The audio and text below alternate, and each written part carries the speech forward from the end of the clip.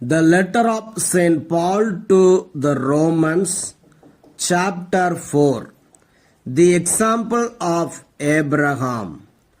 What then are we to say was gained by Abraham, our ancestor according to the flesh? For if Abraham was justified by works, he has something to boast about, but not before God.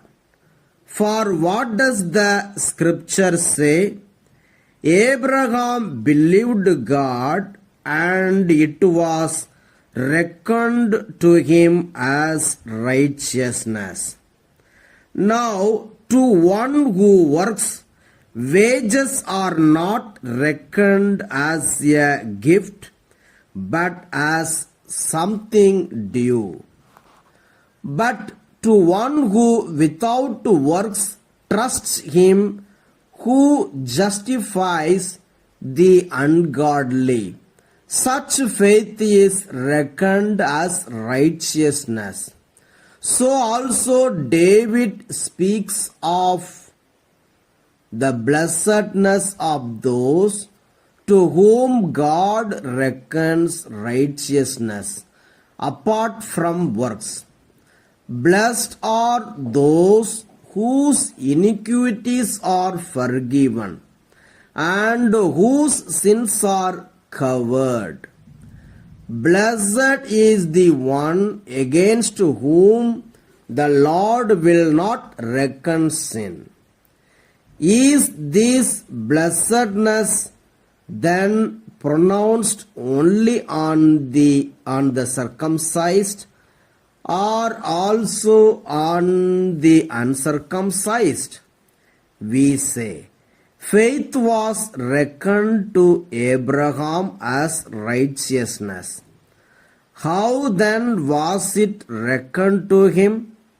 Was it before or after he had been circumcised? It was not after, but before he was circumcised, he received the sign of circumcision as a seal of the righteousness that he had by faith. While he was still uncircumcised, the purpose was to make him the ancestor of all who believe without being circumcised, and who thus have righteousness reckoned to them, and likewise the ancestor of the circumcised, who are not only circumcised but who also follow the example of the faith that our ancestor Abraham had before he was circumcised. God's promise realized through faith. For the promise that he would inherit the world did not come to Abraham or to his descendants through the law, but through the righteousness of faith.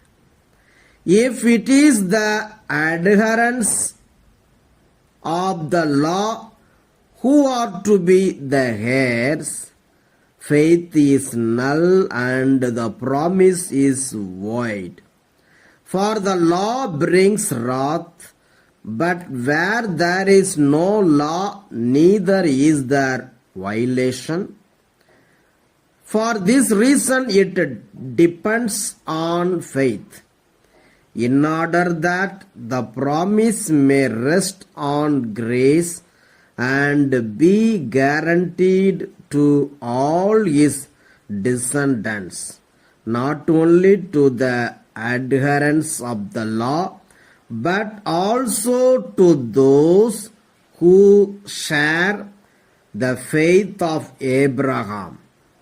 For he is the father of all of us. as it is written, I have made you the father of many nations, in the presence of the God in whom he believed, who gives life to the dead and calls into existence the things that do not exist. Hoping against hope, he believed that he would become the father of many nations, according to what was said. So numerous shall your descendants be.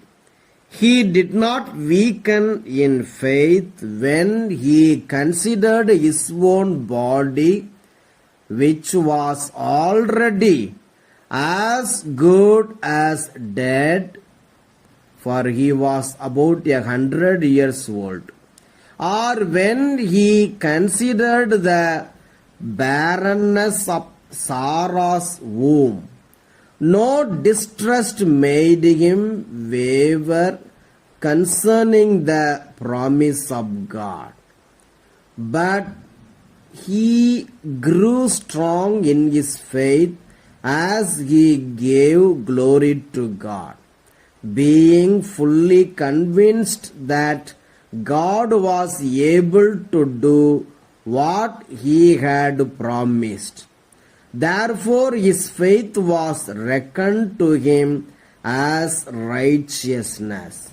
Now the words, it was reckoned to him, were written not for his sake alone, but for ours also. It will be reckoned to us who believe in him, who raised Jesus our Lord from the dead, who was handed over to death for our trespasses, and was raised for our justification. The word of God. Thanks be to God.